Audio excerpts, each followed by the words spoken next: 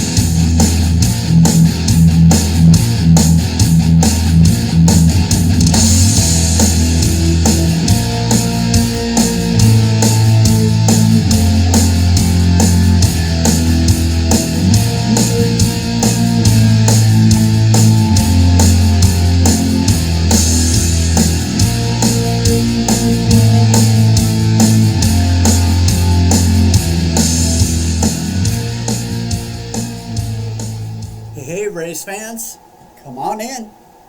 Speedway Anywhere time, where a checkered past is a good thing. Speedway Anywhere at youtube.com/Speedway Anywhere. I'm your host Quentin. We now have the Super Bowl out of the way. The Clash is in the books for 2023.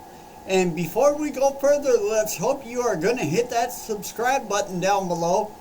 Leave a like and be the first to know when new episodes come out. It really helps the Speedway Anywhere channel, and thank you in advance. So where do we get started? Do we go with the off-season news? Do we go with current Daytona news? Do we go with the recap to the Clash? I'm going to go with the week's current news about Daytona preview and get back to the other afterwards. Depending upon when you're tuning in, we are just a few days before Cup qualifying, and there will be a few drivers going home this time after the duels. There's a field of it keeps going up and down and up and down as far as how many drivers are in there. It's either 43 or 44. And one of them are Jimmy Johnson, as he makes his return to Cup this year after a couple years off driving in the IndyCar Series. JJ will be entered in the new number 84 car that does not have a guaranteed starting spot. So he has to make the field out of one of the 4 available spots that don't have a charter. So that's going to be interesting. I've been brainstorming about the past champion provisional that went away back at the end of 2003, and how we could put it back into play, but we'll save that for the next show. I'm going to be doing some objective, perspective, subjectives about all that.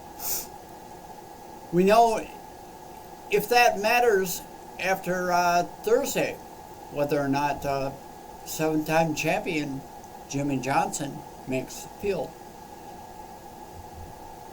Speaking of the 500, I am so sick of sports media calling it the Super Bowl of NASCAR. Not only is it not a championship, it's only the first race after the preseason, which was the Clash. Okay? Sports media needs to just call it what it is. It's the Great American Race. Learn it, stick to it, and just leave it at that. So after the duels, we get the first official race on Friday with the trucks running Daytona for their season opener. Cup will run a practice that day as well. Saturday we'll also run a cup practice and then Xfinity qualifying and the season opener for Xfinity Series, as well as the ARCA race that will open their season. So that will kick off all the series except for the Cup Series, which will start the Great American Race, not the Super Bowl, the Daytona 500, 65th running. After all that, we are in full swing for 2023. Speedway Anywhere on Blog Talk Radio. Your source for stock car, any car, or any car, no matter how many wheels. Now, I brought up rule changes for 2023, but the one that sticks out the most to me is how NASCAR is going to crack down on the Ross Chastain move at Martinsville. Remember that final lap when he used the wall like a video game and managed to gain enough spots to end up in the Final Four going into Phoenix? Well, NASCAR has decided that's not going to be allowed. You may have heard this already, but I have things to add to it. Obviously, Chastain made the bonsai move, earning himself into the Final Four, but that will not be allowed this year and for years to come. Two things out. I said that wrong. Two things stick out to me. If they don't want you racing, then don't pave it. This is a quote from a Busch Series driver in the late 90s, and I think it was Jeff Green. Not sure. But it was at a southeastern track, and the track was in disrepair, so the entrance to turn one was so broken up that they would run the apron to get to turn two. And that's the way they ran the entire race. NASCAR complained, the track owners complained, blah, blah, blah, blah, blah. But the point is, if they don't want you racing there, don't pave it. So, had there not been pavement out to the outer wall of turn 4 at Martinsville, Ross Chastain wouldn't have done that. So, let's see, where were we at? I'm still reading over the notes about trying to figure out what track that was at. It's no longer on the Busch Series schedule, by the way. So, now, NASCAR, being that they make inconsistent judgment calls, as they always do, I don't see this new rule against things like the Hail Melon, the Ross Chastain move, turning out good at all. It's got to be in extreme circumstances if they're gonna penalize a driver for doing something like that. And just wait, it'll happen.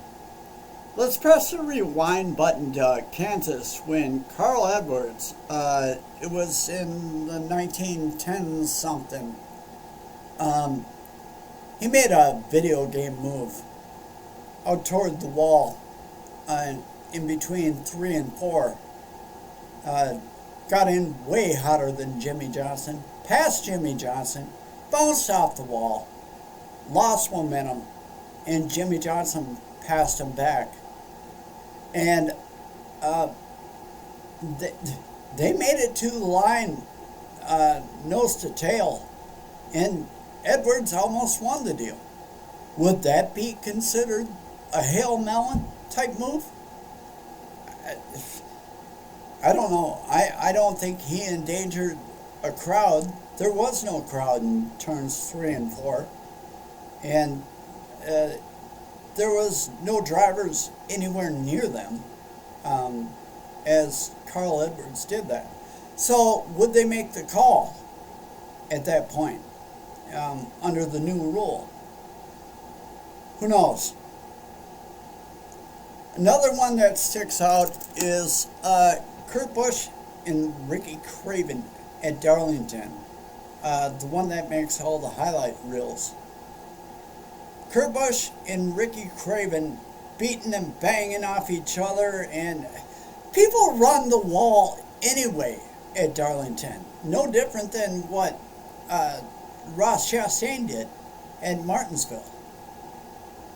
So, are they going to call that a bonsai move and penalize Kurt Busch or Ricky Craven or both of them and take the number one and number two drivers out of the equation and give the victory to the third place finisher? This is not going to be good. I'm going to be discussing this throughout the year, and NASCAR will abuse the new rule. Sorry. Sad but true. So, another famous one, and it wasn't in NASCAR. This was Alex Zanardi in 1997 jumping the corkscrew on the final lap at Laguna Seca. Sure, he messed up his car too much that it would never completed another lap. But he still won the race. He jumped the corkscrew. The leader was halfway through the corkscrew, and Zanardi went on to win. That was awesome. Had there been more laps, Zanardi wouldn't have had a car to finish it, and he would have finished at best at the end of the lead lap, if not worse, if even finished the race. That car was bent and broken to hell, but it's still one of my favorite moments in motorsports. So, would they call that a bonsai move? Oh, easily.